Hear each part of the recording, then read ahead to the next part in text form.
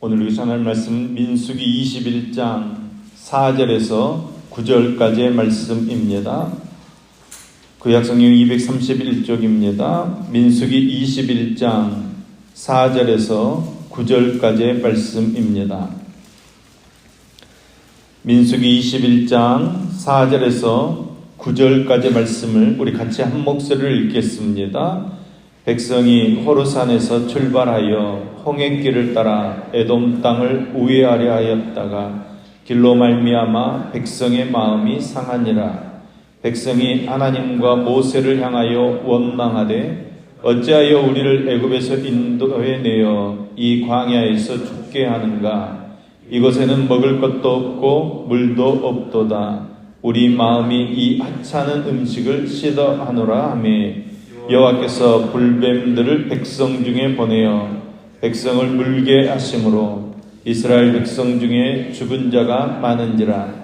백성이 모세에게 이르러 말하되 우리가 여호와 당신을 향하여 원망함으로 범죄하였사오니 여호와께 기도하여 이 뱀들을 우리에게서 떠나게 하소서. 모세가 백성을 위하여 기도하매 여호와께서 모세에게 이르시되 불뱀을 만들어 장대 위에 매달아 물린 자마다 그것을 보면 살리라. 모세가 놋뱀을 만들어 장대 위에 다니 뱀에게 물린 자가 놋뱀을 쳐다본즉 모두 살더라. 아멘. 아멘. 오늘 민수기 17장에서 21장까지의 말씀을 통해 하나님께서 주신 은혜를 함께 나누겠습니다. 하나님께서는 17장 말씀을 통해 다시 한번 이스라엘 백성들의 불평과 원망이 잘못되었다는 것을 확인시켜주고 계십니다. 하나님께서는 이스라엘이 12지파에게 지팡이를 가져오라고 하십니다. 그리고 그 지팡이에다가 각 지파의 이름을 적으라고 하십니다. 그리고 레위지파 지팡이에는 아론의 이름을 적으라고 합니다. 그리고 그 지팡이를 증거궤 앞에 두라고 말씀합니다. 왜 그렇게 하십니까? 누가 하나님의 택함을 받은 자인지를 드러내기 위함입니다. 지팡이를 하루 동안 증거궤 앞에 두었더니 다른 지팡이는 다 그대로인데 아론의 지팡이에서만 움이 돋고 순이 나고 꽃이 피어서 살구 열매가 맺었다는 것입니다. 죽은 나무에서 싹이 나고 꽃이 피고 열매가 맺는다는 것은 있을 수 없는 일입니다. 정말로 엄청난 사건입니다. 이것을 통해서 하나님께서는 이스라엘 백성들에게 하나님 앞에서 모든 인간은 다 죽은 존재라는 것을 가르쳐 주시는 것입니다. 그런데 왜 아론의 지팡이에서는 싹이 나고 꽃이 피는 것입니까? 하나님의 선택, 하나님의 은혜를 입은 자만 산 자라는 것입니다. 여러분, 우리 인간들은 사람들을 어떻게 평가합니까? 육체적인 아름다움이나 물질의 부함, 아니면 똑똑함, 이런 것들로 사람들을 평가합니다. 그러나 하나님께서는 산 자냐, 죽은 자냐, 그것으로 평가한다는 사실을 아셔야 합니다. 하나님께서는 너는 죽은 존재라고 말씀하시는 것입니다. 너는 시체다. 너는 아무리 아름답고 돈이 많고 건강하고 잘났고 공부를 많이 했다고 하지만 내가 보기에는 너희들은 다 죽은 존재라고 말씀하시는 것입니다. 아무리 잘나고 아무리 똑똑해도 하나님의 은혜, 하나님의 사랑이 없으면 우리 인간은 아무런 별 볼 일 없는 존재라는 것을 하나님께서 가르쳐 주시는 것입니다. 여러분, 신앙이라는 것은 죽은 나를 발견하고 나를 살리신 주님께만 관심을 갖는 것이 신앙입니다. 우리에게 그런 믿음이 있기를 간절히 소망합니다. 16장, 17장을 거치면서 무수하게 많은 사람들이 죽음을 맞이했습니다. 그 결과 이제 살아남은 사람들도 언제 죽을지 모른다는 두려움을 가지게 됩니다. 18장에서 제사장들과 레위인들의 역할이 소개되고 있는 이유가 여기에 있습니다. 제사장은 성막 내부에서 여호와의 영광을 수호하는 자들이고 레위인들은 성막 외부에서 여호와의 영광을 수호하는 자들입니다. 이로써 외부인의 침입은 차단되어지고 이스라엘은 여호와의 진노로부터 보호받을 수 있게 되는 것입니다. 그러므로 하나님께서 제사장과 레위인을 성별하시고 위임하시는 것은 이스라엘을 보호하기 위한 자비로운 행위였습니다. 하나님께서 하나님과 이스라엘 백성 사이에 중재자의 역할을 감당해야 했던 제사장과 레위인들에게 영원한 기업이 되어주겠다고 말씀하십니다. 그러니까 하나님께서는 농사나 목축을 통해 생계를 유지하지 못하는 레위인들을 위해서 11조를 기업으로 주십니다. 여러분, 우리가 하나님만 바라보고 하나님만 소망하며 살아갈 때 하나님께서 우리를 책임져 주실 줄로 믿습니다. 그 믿음으로 오늘도 주님만 붙잡고 살아가는 저와 여러분 되기를 소망합니다. 19장은 이제 두 부분으로 되어 있습니다. 정결하게 만드는 재를 만드는 방법과 그 재를 어떻게 사용하게 되는가, 사용하는 방법을 가르쳐 주고 있습니다. 정결하게 하게 하는 재는 반드시 온전하고 흠이 없는 아직 멍에를 매지 아니한 붉은 암송아지를 가지고 만들어야 합니다. 멍에를 매지 않는 암송아지는 가장 활력 있는 상태로 생명을 상징하는 것입니다. 붉은색은 죄를 대속하는 피를 상징하는 것입니다. 중요한 것은 정결하게 하는 죄가 왜 필요한가 하는 것입니다. 구약 성경에서 시체는 가장 심각한 부정을 이야기하는 것인데 죄는 이러한 심각한 부정을 정결하게 하는 도구가 되어집니다. 하나님께서는 계속해서 우리에게 구별, 정결, 거룩을 말씀하십니다. 세상과 다르게 살아야 한다는 것입니다. 거룩을 유지하며 살아야 한다는 것입니다. 우리가 하나님의 백성으로 선택받은 백성으로 정말로 이 땅의 사람들과는 다르게 하나님이 원하시는 거룩을 유지하며 사는 저와 여러분 되기를 소망합니다. 이제 20장에 가면 모세의 누나 미리암이 죽어서 신광야 가데스에 장사되어집니다. 40년의 광야 생활이 지나는 동안 출애굽 1세대는 이제 거의 다 죽고 없어졌습니다. 그런데 말씀을 잘 보시면 불평하는 습관은 다음 세대에 이르러서도 사라지지 않습니다. 그들은 물이 없다는 이유로 여호와를 원망합니다. 그럼에도 불구하고 하나님께서는 심판을 베푸는 것이 아니라 자비를 베풀어 주십니다. 그런데 모세는 여호와의 뜻을 거슬러 분노를 표출합니다. 심지어 반석에게 외치라는 하나님의 말씀을 어기고 지팡이로 반석을 치는 불순종을 범하게 됩니다. 이것으로 백성들의 원성은 잠재울 수 있었지만 하나님께서는 모세와 아론에게 중대한 선언을 하십니다. 그들이 하나님의 거룩함을 나타내지 못했기 때문에 가나안 땅에 들어갈 수 없다는 것입니다. 이후에 모세가 하나님께 몇 차례 강구하긴 하지만 하나님께서는 그저 가나안 땅을 멀리서 바라보는 것으로 만족하게 하십니다. 그리고 21장에는 중요한 세 번의 전투가 기록되어져 있습니다. 첫 번째 전투는 호르마에서 시작됩니다. 이것은 40년 전 하나님의 허락 없이 전복전쟁을 시작했다가 처절하게 패배했던 장소입니다. 이번에는 이스라엘이 승리하게 됩니다. 그리고 두 번째 전투는 가나안 동쪽에서 일어났습니다.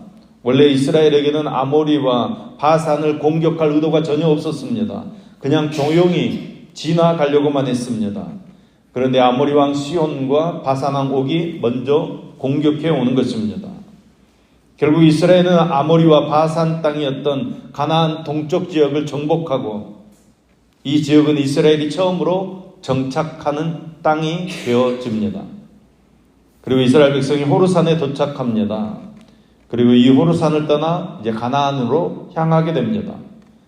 그런데 하나님께서는 빠른 길로 가나안을 향해서 올라가시지 않고 에돔 땅을 우회하는 험한 길로 백성들을 인도해 갑니다. 이것 때문에 또 이스라엘 백성들은 마음이 상하게 되고 하나님과 모세를 원망하게 됩니다. 21장 5절 말씀입니다. 어찌하여 우리를 애굽에서 인도하여 내어 이 광야에서 죽게 하는가? 이곳에는 먹을 것도 없고 물도 없도다. 우리 마음이 이 하찮은 음식을 싫어하노라 하매. 이렇게 돌아가게 하신 것도 하나님께 깊은 뜻이 있기 때문입니다. 이 백성들이 조금만 참고 인내하고 순종했으면 하나님의 영광을 보게 될 것인데 그것을 참지 못하는 것입니다. 여러분 40년의 세월이 지났음에도 불구하고 수많은 징벌을 체험했음에도 불구하고 그들은 변화되지 않았습니다. 그들은 하나님께서 주신 음식을 멸시합니다. 여러분 그것은 하나님을 무시하고 멸시하는 것입니다. 하나님께서는 불뱀들 곧 무서운 독사들을 백성 중에 보내서 백성들을 물게 하심으로 이스라엘 백성들이 죽게 되고 뱀에 물려 죽어가고 있는 이스라엘 백성들이 수없이 많아지게 되었습니다. 그들이 회개하며 모세에게 와서 이렇게 얘기합니다. 우리가 여호와 당신을 향하여 원망함으로 범죄하였사오니 여호와께 기도하여 이 뱀들을 우리에게서 떠나게 하소서. 백성의 요청대로 모세가 하나님께 기도합니다. 여호와께서는 불뱀을 만들어 장대 위에 매달아라. 물린 자마다 그것을 보면 살리라. 이 어려움을 타개할 방법을 말씀해 주십니다. 모세는 놋뱀을 만들어 장대 위에 달았고 뱀에게 물린 자마다 놋뱀을 보면 살아났습니다. 요한복음 3장 14절 15절 말씀에서 예수님께서 이렇게 말씀하십니다. 모세가 광야에서 뱀을 든 것 같이 인자도 들려야 하리니 이는 저를 믿는 자마다 영생을 얻게 하려 하심이라. 아멘. 예수님께서는 옛날 모세가 놋뱀을 장대에 매단 것을 자신의 십자가 형태라고 비교하고 있습니다. 죄의 값은 죽음이지만 예수 그리스도께서 십자가에 달려 대속의 제물이 되심으로 영원히 죽을 죄인들이 저와 여러분들이 예수 그리스도를 바라보고 믿음으로 죄사함과 영생을 얻게 하는 것이 하나님의 구원의 방법입니다. 그것은 하나님의 전적인 긍휼과 사랑과 은혜로 되어지는 것입니다. 죄인들이 예수 그리스도를 믿을 때 죄사함과 영생을 얻는 줄로 믿습니다. 이것이 하나님의 긍휼입니다. 예수님을 믿고 구원 얻는 저와 여러분 되기를 소망합니다. 하나님의 구원을 감사하는 저와 여러분 되기를 소망합니다. 오늘도 우리가 붙잡아야 할 것은 십자가뿐입니다. 우리가 십자가를 바라보고 십자가를 의지하고 그 십자가로 승리의 삶을 사는 저와 여러분 될 수 있기를 예수님의 이름으로 축복합니다. 기도하겠습니다.